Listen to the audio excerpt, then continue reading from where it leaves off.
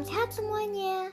Walau badan kita sehat, namun kita harus datang di hadapan Tuhan sebagai orang sakit yang memerlukan dokter sejati yang dijumpai dalam firman Tuhan.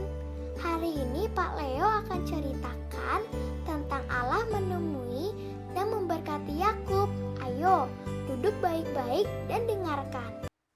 Shalom anak-anak semuanya. Mari kita sama-sama tundukkan kepala dan kita berdoa.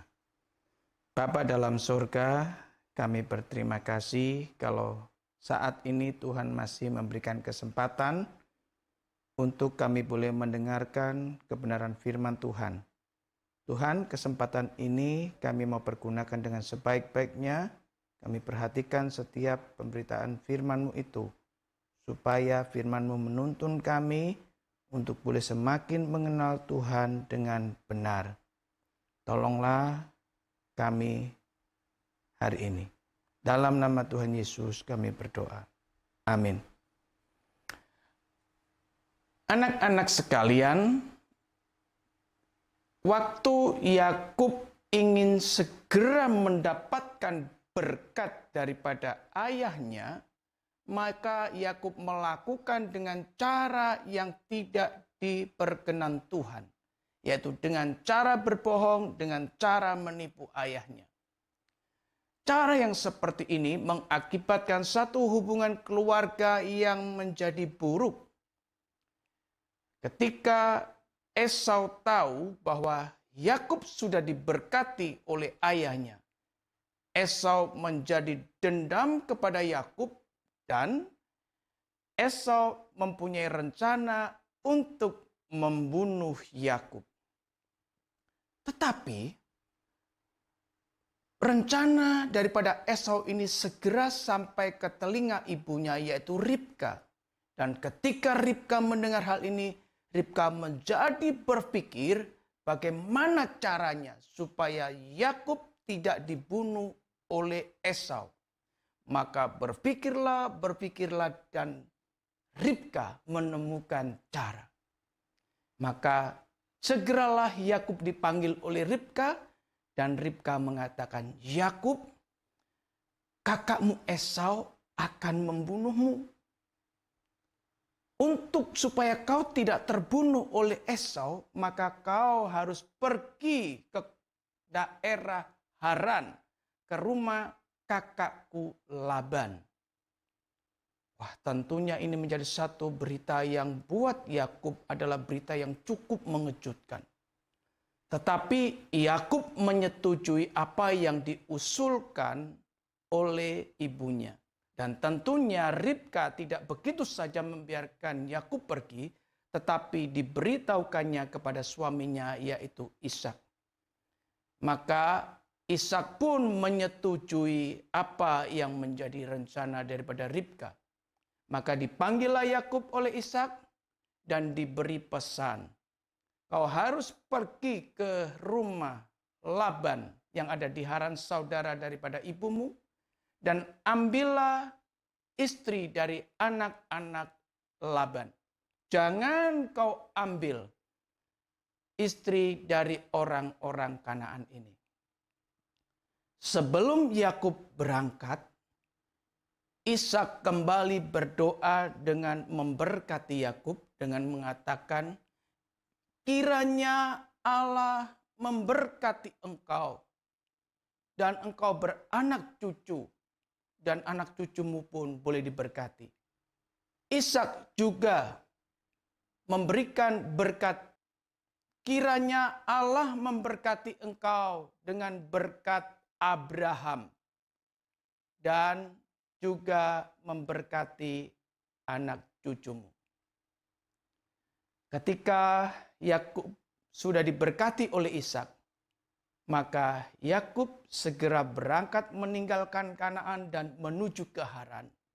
Tentunya itu satu pengalaman yang baru buat Yakub, pengalaman yang sangat tidak nyaman. Karena dia harus berjalan seorang diri tanpa ditemani oleh siapa-siapa. Tanpa membawa alat tunggangan, yaitu mungkin keledai, onta. Tidak. Tapi perjalanan itu begitu sangat jauh. yaitu lebih kurang 480 mil atau 720 kilometer.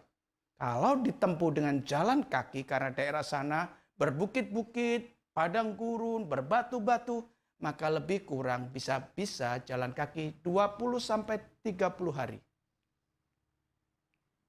Nah, yang kedua buat Yakub adalah perjalanan yang sangat tidak nyaman karena Yakub saat itu diliputi rasa takut, dikejar, dan akan dibunuh oleh Esau. Yang ketiga, karena perjalanan itu sangat banyak kemungkinan ada orang-orang jahat, perampok-perampok di jalan. Tetapi mau tidak mau, Yakub harus berjalan menuju ke tempat yang jauh itu. Dengan bekal seadanya, Yakub terus berangkat berjalan.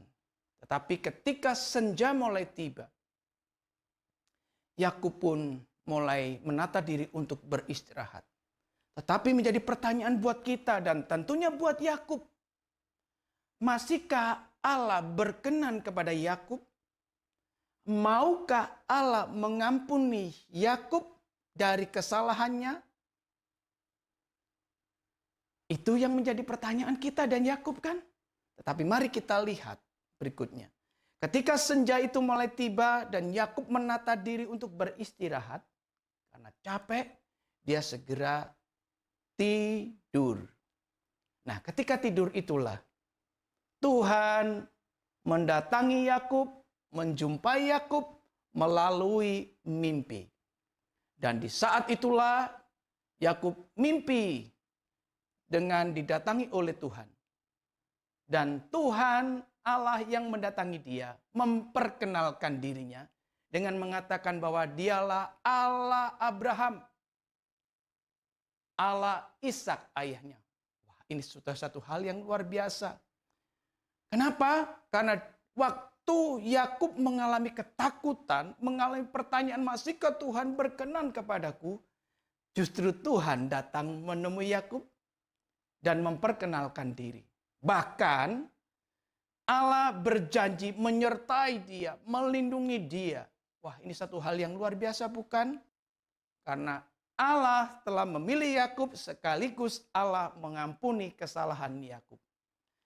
Dan dari hal ini kita boleh tahu bahwa Allah yang sudah berjanji kepada Yakub menguatkan Yakub bahwa berkat itu tetap menjadi milik Yakub. Cerita ini menunjukkan pada kita bahwa bukan Yakub sebenarnya yang mencari Allah, tetapi Allah yang mencari Yakub. Bukan Yakub yang mampu mengejar berkat itu, walaupun dengan jerih payah, dengan susah payah. Berkat itu tidak akan pernah datang kepada Yakub, tetapi berkat itu bisa menjadi milik Yakub karena Allah yang berjanji itu yang terus memberikan berkat itu. Kita dapat pelajaran yang indah bahwa Tuhan mau mengampuni anak-anaknya. Dan Tuhan yang berjanji, Tuhan pula yang menepatinya. Dan tidak ada sedikit pun dari kebaikan manusia dan contohnya dari Yakub yang dapat menarik berkat Allah menjadi miliknya. Tetapi karena Allah yang memberikan berkat itu. Jadi hanya Allah yang berjanjilah yang boleh memberikan berkat itu. Anak-anak sekalian, kita bersyukur, kita berterima kasih. Mungkin kita pun seperti Yakub, ada kalanya kita berkata dan bertanya, Tuhan, masihkah Engkau mau mengampuni aku?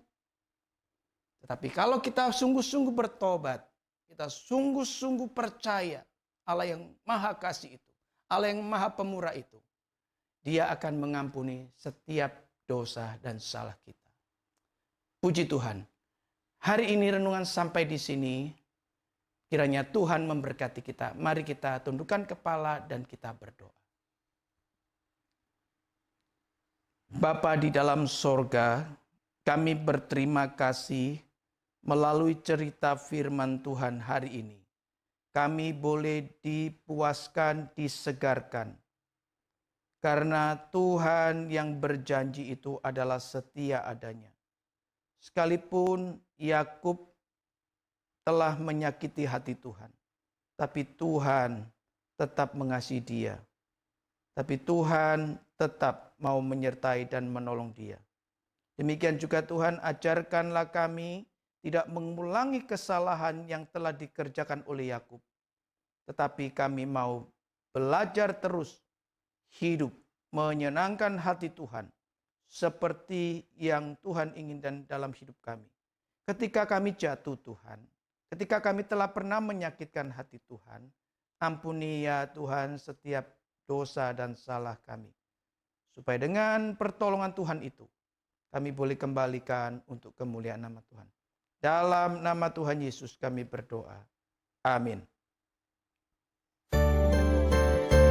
Teman-teman, sungguh ajaib ya. Firman Tuhan itu betapa ruginya kalau kita tidak mau belajar.